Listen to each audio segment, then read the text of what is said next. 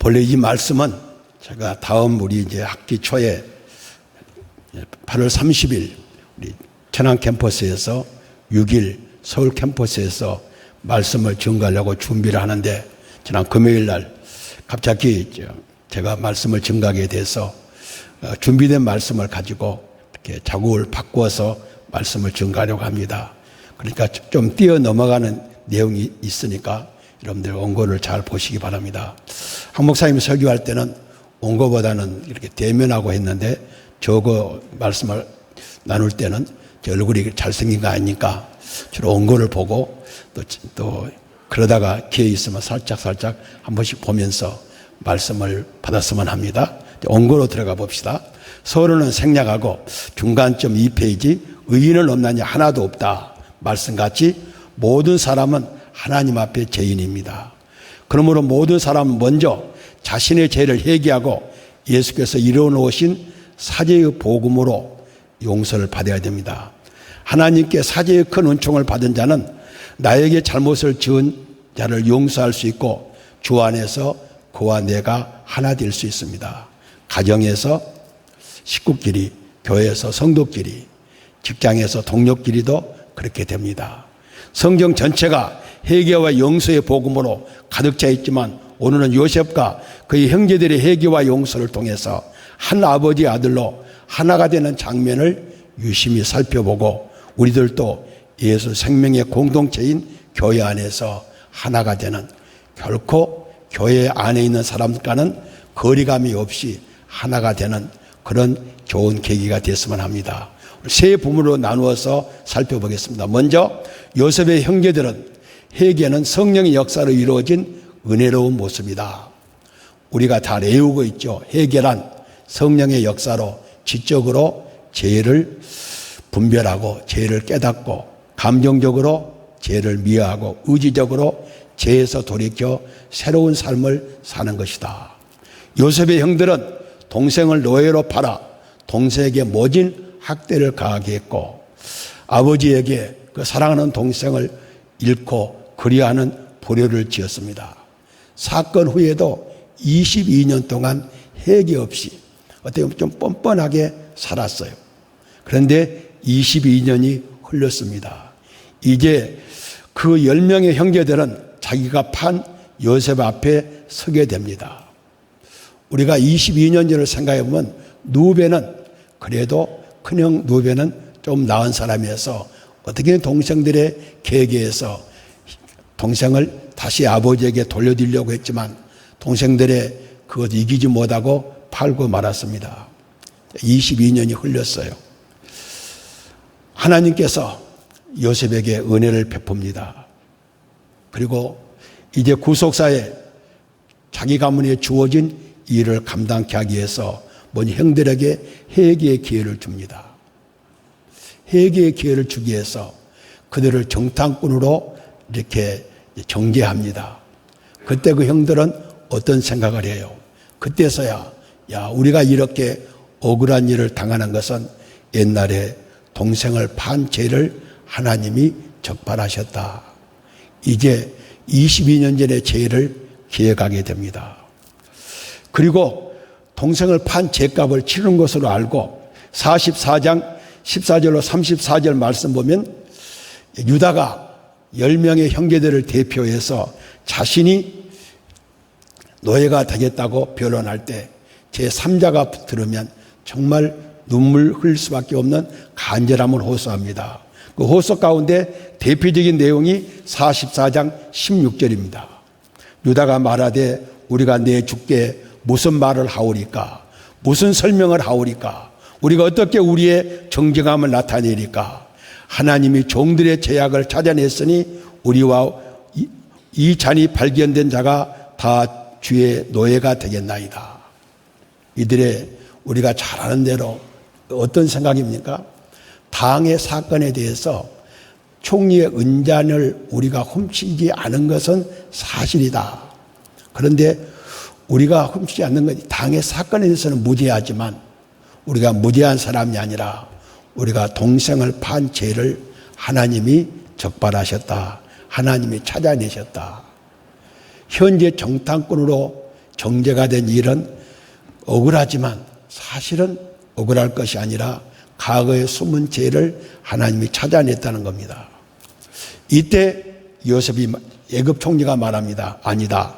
베냐민만 노예가 되고 너희는 가라 그럽니다.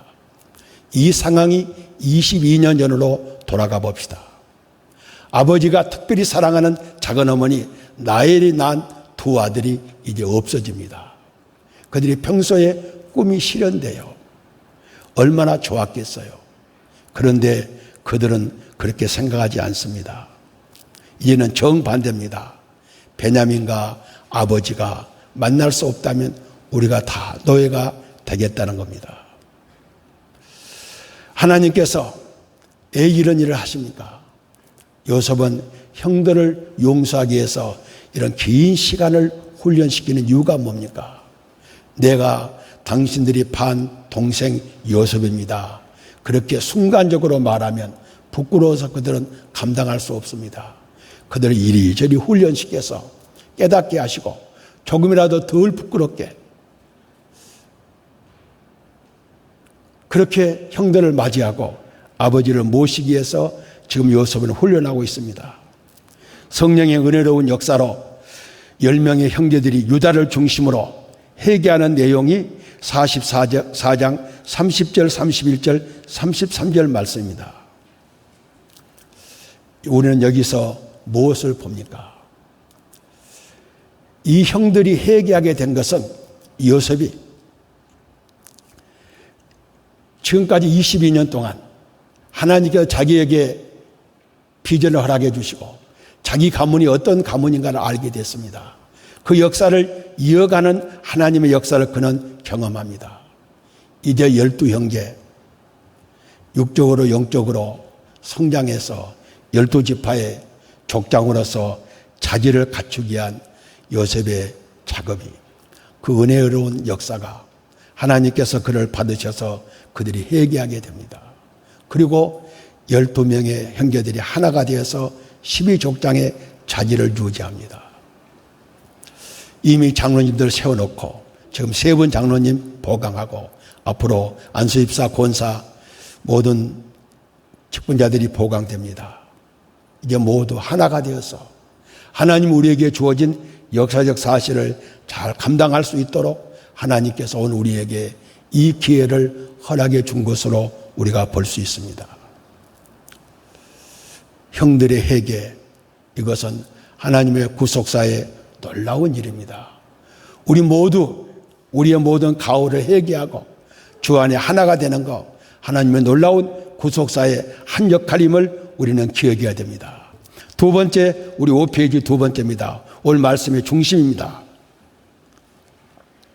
요셉의 용서는 하나님의 주권적 섭리 안에 이루어진 성령의 은혜로운 역사다. 요셉은 겹쳐진 사건이 있습니다.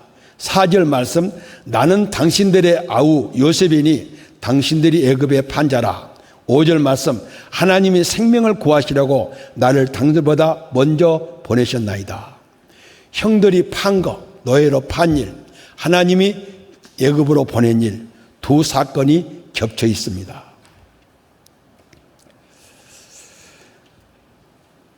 우리는 보통 형들과 요셉이 만날 때 3가지 반응이 일어납니다. 보통 사람들입니다. 여기 계신 분들의 상당수가 해당되는 이야기입니다. 원수는 원수로 갚아야 돼요. 형들이 나를 노예로 판 거, 그거 있을 수 없는 천인공노한 일이니까 반드시 벌을 받아야 되고, 하나님이 나에게 은혜를 베풀어 주셨으니까 감사하는 일. 이것은 보통 사람들의 일입니다. 나와 여러분에게서 이런 일들은 많이 보여졌습니다.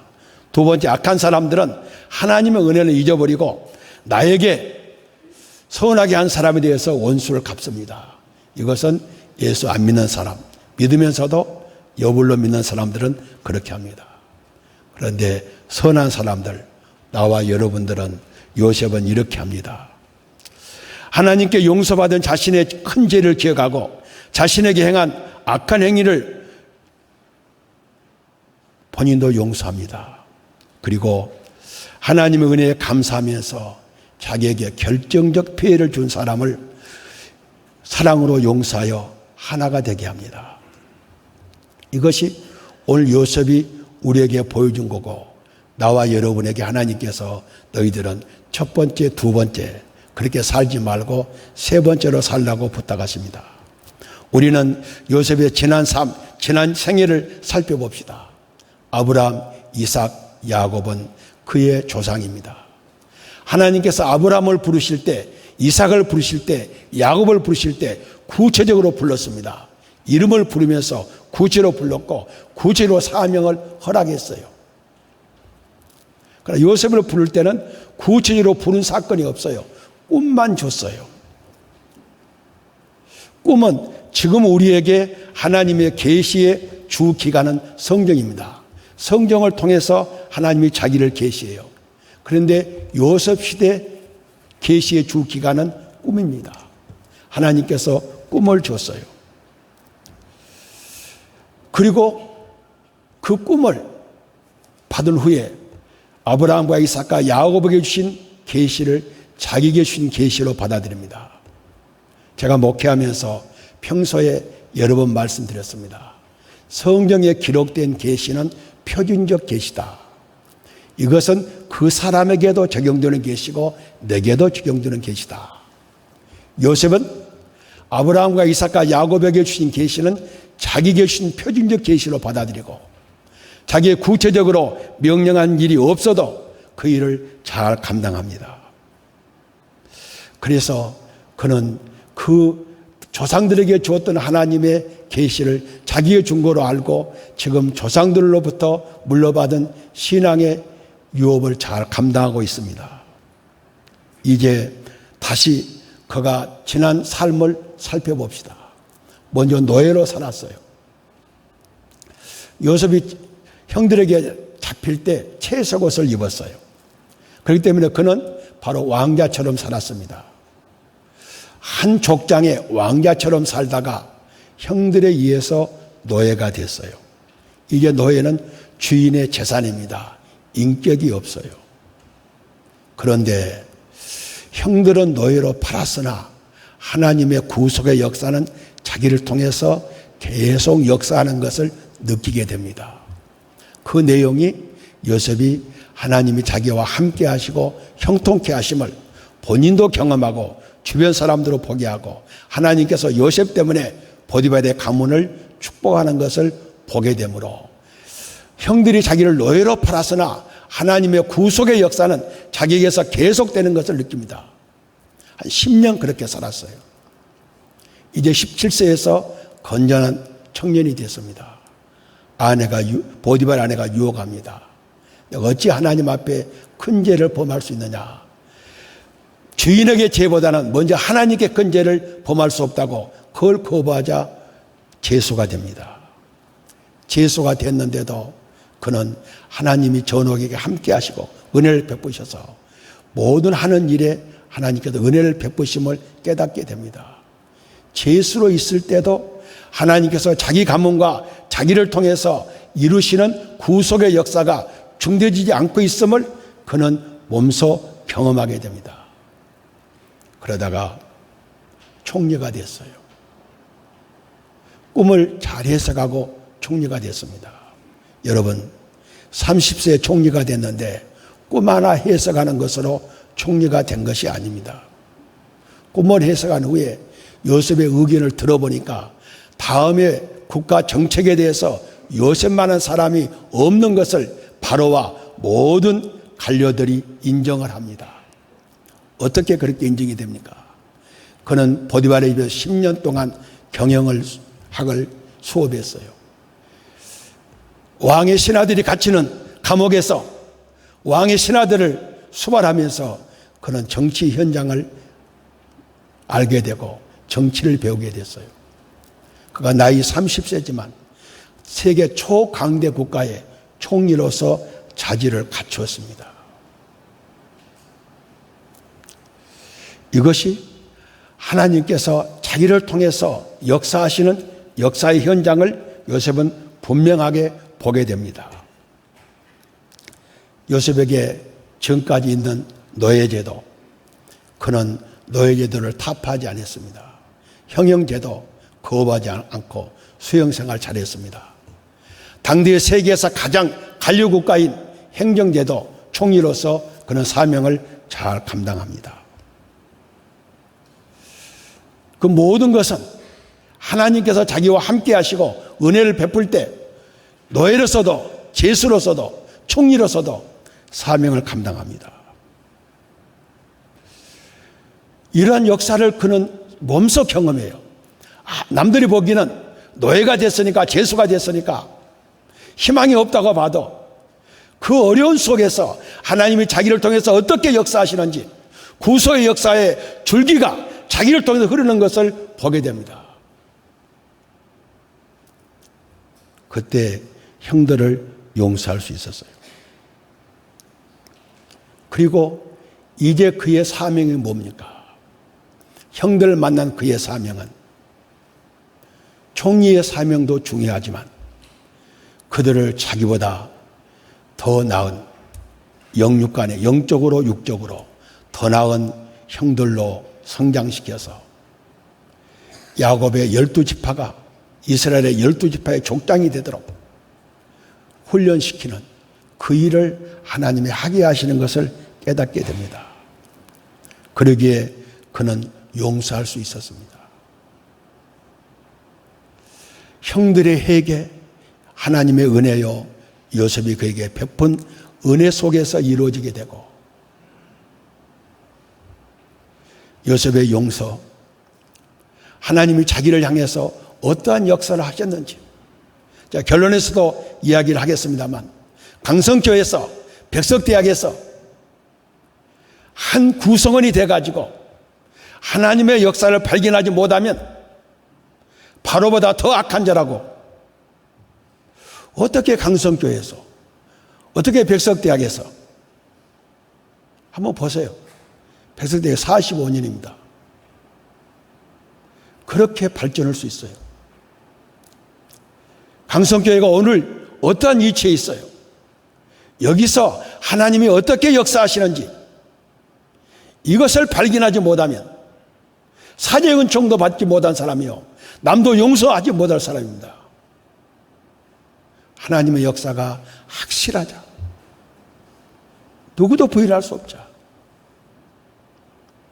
그는 형들을 용서하고 형들의 자질을 향상시켜서 그들이 과거를 연연하지 않고 새로운 세대의 주역으로서 이스라엘 12지파의 족장으로서 사명을 감당케 하는 일을 보게 됩니다. 9페이지로 봅시다. 누가 이웃을 용서할 수 있는가? 어두운 세계에 살면서 주의 주권적 섭리를 확인하고 거기에 자신과 상대방이 쓰임받고 있을 때 물론 요셉이 다른 사람은 용서하지 못해도 애 형들을 용서할 수 있어요. 자기 가문이 어떤 가문이고 자기 형제들이 어떤 형제인가를 알아요. 지금 현재 나와 형들이 하나님의 구속의 역사에 함께 쓰임받고 있다는 거예요. 그러니까 형들의 부족을, 형들의 연약을, 형들의 제약을 메꿔주지 아니하면 안 돼요. 애굽의 총리의 사명보다도 총리의 직분보다도 더 존귀한 것은 이스라엘 12지파의 족장으로서 자질을 갖추는 일이에요. 형들은 지금 하나님의 은혜 가운데 하나님의 역사 가운데 같이 쓰임받고 있어요.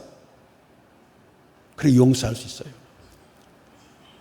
강장로님, 한사람교회 장로는 용서 못해요.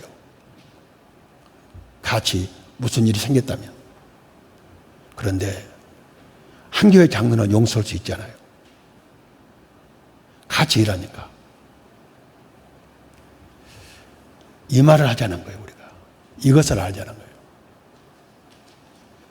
좀 나가면 한 동포, 한 인류지만 적게는 한 가정에서, 한 교회에서 함께 하나님의 부름을 받고 쓰임받고 있어요. 나만 잘 되는 것이 아니에요. 함께 쓰임받고 있는 거 지금. 12지파가 어떤 지파요? 이것을 요셉은 알고 있어요. 총리직도 중요하지만 총리도 결코 역사 어떤 총리보다도 다니엘과 맞서는 총리였어요. 그런데 그는 구속사에서도 놀라운 역할을 담당해. 어떻게? 하나님의 주권적 섭리가 자신과 형제들에게 어떻게 역사하고 있는 것을 알기 때문에 이것을 모르는 사람이 자기를 판 형들을 용서해? 이건 어려워요. 그러니까 나를 용서 못한 사람들 내가 이해해요. 아직 수준이 안 됐는데 어떻게 용서가 되겠어요? 그래서 언제쯤이나 용서가 되는지 기다리고 있어요. 이것이 오늘 우리가 받을 은혜예요. 우리가 어떻게 해서 하나님의 주권적 섭리하에서 한 교회 성도가 됐어요. 한 교회 일꾼이 됐어요. 지금 하나님의 주권적 섭리하에서 함께 쓰임받고 있는 거예요. 육체적으로 실감하게. 마지막 세 번째입니다. 우리도 요셉처럼, 나도 요셉처럼 겹쳐진 삶을 살고 있어요. 빌립보서 2장 13절 말씀 보면 하나님이 세상에 우리를 보내실 때 각자 기쁘신 뜻을 따라 보냈어요. 저는 이것을 어려서부터 어머니에게 또 스승들에게 배웠어요. 요셉은 하나님께서 자기를 이 땅에 깊으신 뜻을 따라 보낸 것을 꿈을 통해서 알게 됐어요. 그런데 노예가 되고 죄수가 되고 총리가 됐어요.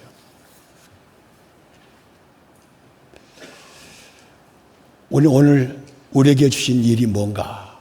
요셉처럼 세속적인 일도 있고 영적인 일도 있어요. 직장에서 일도 있고 교회에서 일도 있어요. 가정에서 일도 있어요. 우리는 오늘 가정은 잠깐 빼고 직장과 교회를 살펴봅시다. 직장일 중요해요. 노예제도 순복하고 형용제도 순복하고 국가 행정체제 순복해서 일하는 것 중요해요. 그것도 못지않게 누구 못지않게 잘했어요. 그런데 영적인 일도 있어요. 교회 장로로서 권사로서 집사로서 사명이 있어요. 어느 것을 우선할 것인가?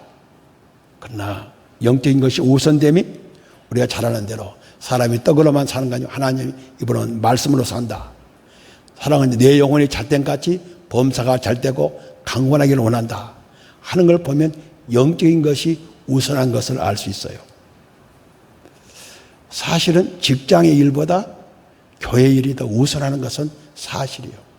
그러나 교회를 우선하는 사람은 결코 직장 일에도 뒤지지 않아요.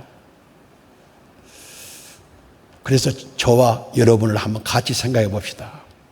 나에게도 요셉처럼 겹쳐진 사명이 있었어요. 우리 부모님께서 저에게 부탁이 있어요. 여러 가지 부탁이지만 그중에 가장 중요한 부탁, 주일 성수하고 11조 생활해라. 그래서 주일 성수할 수 있고 11조 생활을 할 수 있다면 자족할 수 있어요. 대학 시절 주일학교 교사와 학생 신분이었어요. 목요일 날 시험이 있어도 수요일 날 반드시 교회 갔어요. 그때 수요 예배는 주일학생들 수요 예배가 있었어요. 우리 교회가 필동이고 제 집은 임은동 쪽에 살았는데 수요예배 갔어요. 가면 카톨릭 병원에 그때 명동이 카톨릭 병원이니까 근무하는 간호사 한 사람하고 저거 둘이 계속 주일학교를 했어요. 결코 학생 신분보다 교회학교 교사 신분을 더 존중했어요. 공무원 생활할 때 총무과에 부탁해서 국경이라는 데가 다 내 직급에 국경을 다 일찍 했어요. 그리고 주일날 일찍 넣어주지 말아달라고. 우리 삼남매한테는 죄송해요. 한 번도 같이 쉬는 날 놀지 못했어요. 그러다가 교회 목사가 되니까 이거 정말 신나는 세상이에요. 그래서 정말 하나님께서 특별한 사람에게 목사 되라는 것 같아. 강장로님이 기도원에 간다 하면 직장에서 싫어해요. 근데 담임 목사가 기도원 간다 하면 싫어해요. 장로님? 저를 기도해라고 부탁하지. 목사가 되니까 신나는 거예요. 이런 일이 어디 있어요. 그리고 사례비를 또박또박 주고. 그래서 목사가 끝나니까 얼마나 서운한지. 그래서 어떤 지금도 계속 열심히 일을 찾아다니면서 해요.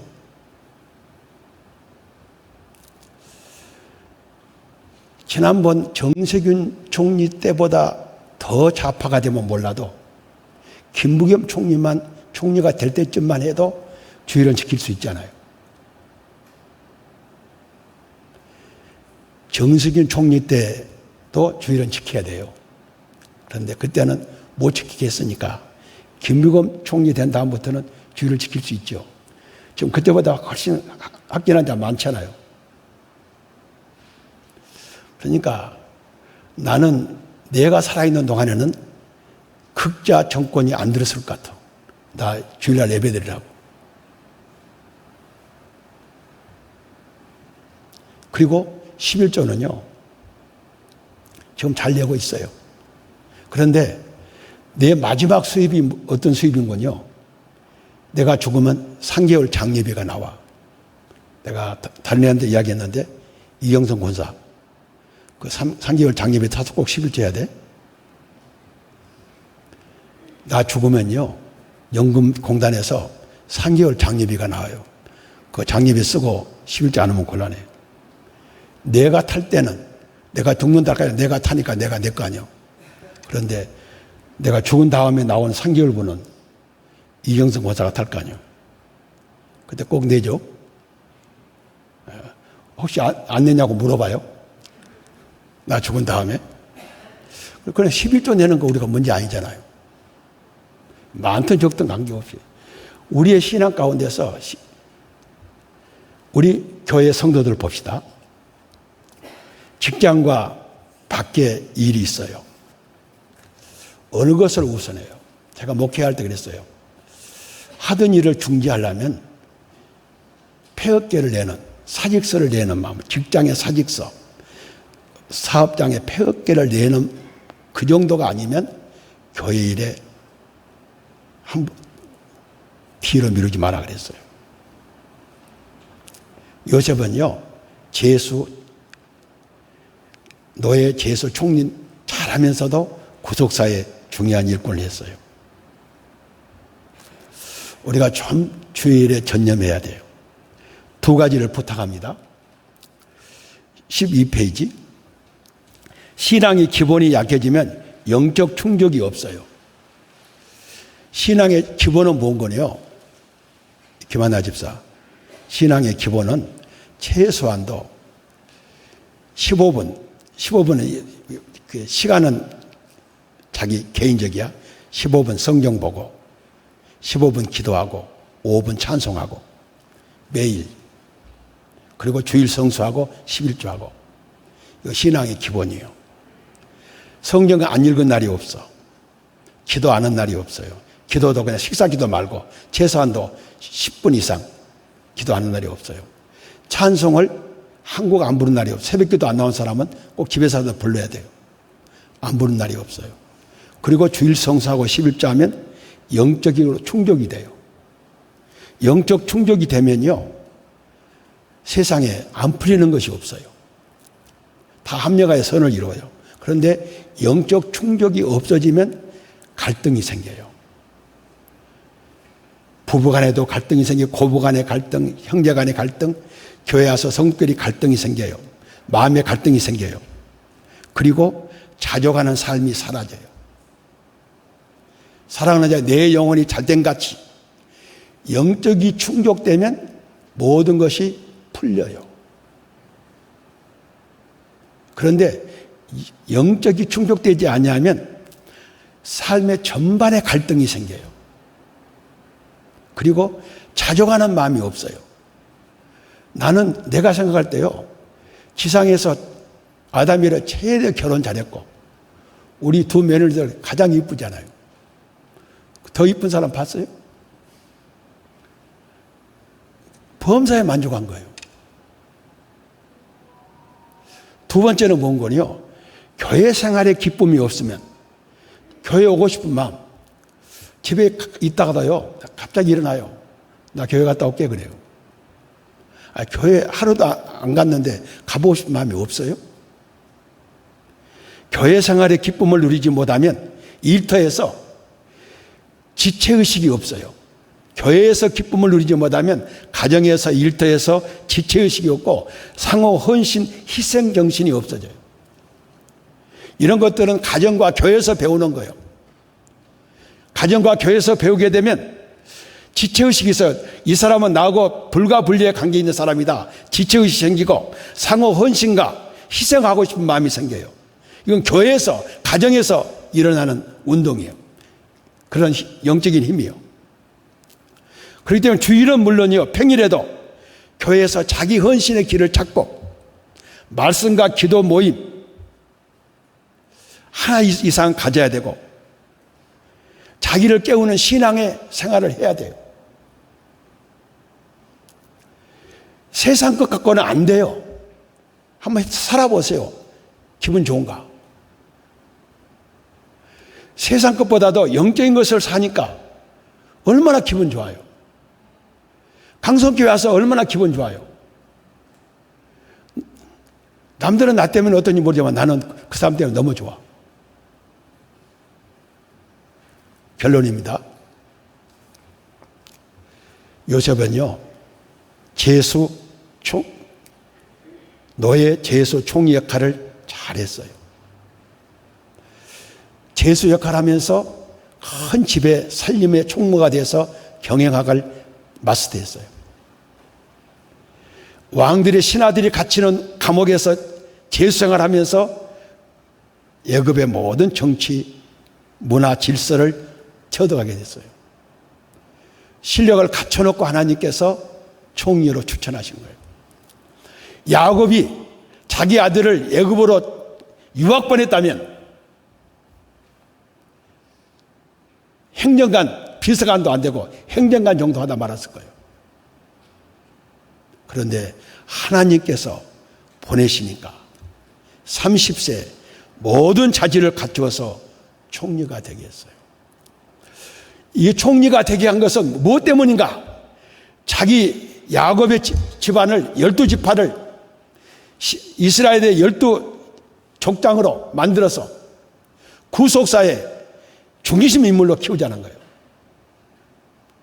노예도 그렇게 하고 포로병 출신 다니엘도 그렇게 하는데 이번에 우리 입시생들, 여러분 자녀들 하나님께서 얼마든지 하실 수 있어요. 이번에는 특별히 하나님께서 가난하게도 하시고 부하게도 하시고 낮추기도 하시고 높이기도 하신다. 그건 뭐 입버릇처럼 외우고 그렇게 안 믿으면 곤란해요. 하나님께서 그렇게 하세요. 형들의 회개, 동생의 용서. 마지막 13페이지예요. 우리 앞에 크게 잘못한 사람도 없고 용서 못할 사람도 없다. 이 말씀을요, 정리하면서 이 목사하고 어떻게 표현이 어렵다고 그래서 내가 설명하겠다고 그랬는데요. 한번 생각해 봅시다. 교통사고가 났어요. 장로님. 나왔는데 나는 잘못 없는데 보험회사에서 3대 7이라고 그래요. 30% 잘못했다고 그래요.